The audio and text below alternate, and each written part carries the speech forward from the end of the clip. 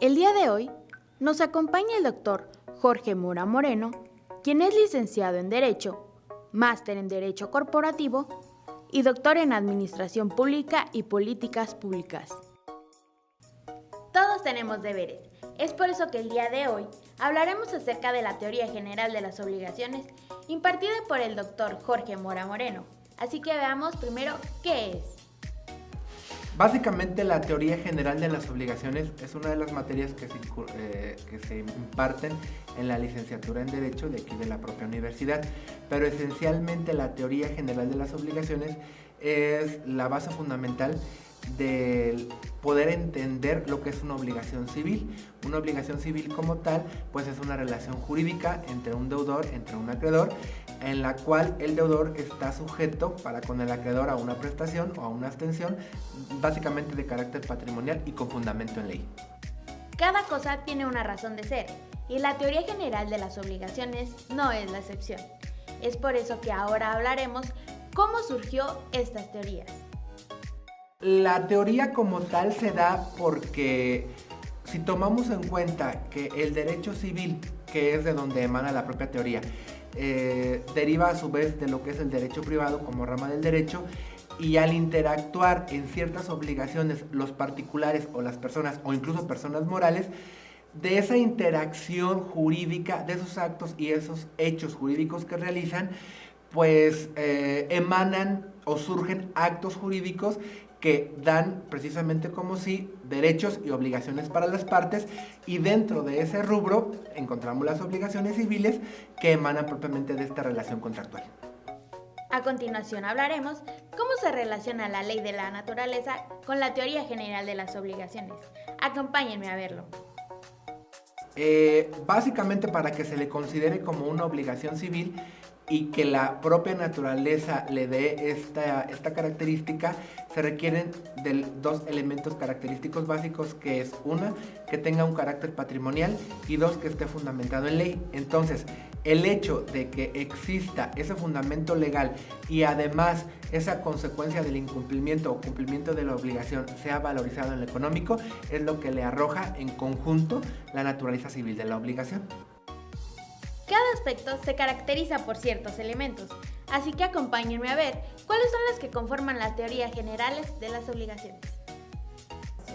Básicamente son tres: los sujetos, que es el sujeto activo, el sujeto pasivo, llamémoslo en términos generales deudor y acreedor; el objeto, que es básicamente la prestación de la obligación, que se puede traducir en un hacer, en un no hacer o en un dar; y el tercer elemento es la relación jurídica entre esos sujetos, que es básicamente la relación legal que se da entre el deudor y acreedor con el surgimiento de la obligación. A continuación, el doctor Jorge Mora Moreno nos explicará cuáles son las fuentes generales de las teorías generales de las obligaciones.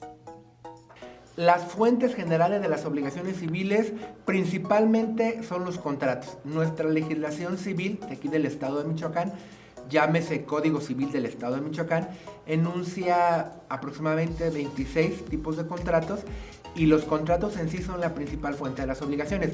Tenemos otras como la declaración unilateral de la voluntad, la gestión de negocios, el enriquecimiento ilícito, el pago de lo indebido, la responsabilidad civil, que se da también como consecuencia de los propios delitos.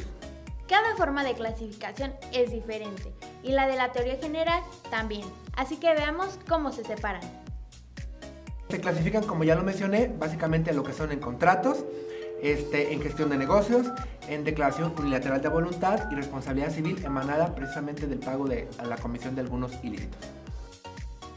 A continuación, el doctor Jorge Mora Moreno nos explicará cuáles son algunas de las habilidades que los alumnos han adquirido a lo largo de esta materia.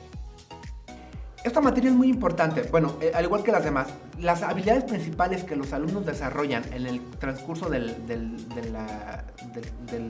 la impartición de la misma son el análisis casuístico, por ejemplo, de algunos casos, en el caso de incumplimiento o en el caso de cumplimiento o incumplimiento de las obligaciones, los alumnos deben de desarrollar ese análisis para poder incluso también aplicar como habilidad la solución a los conflictos.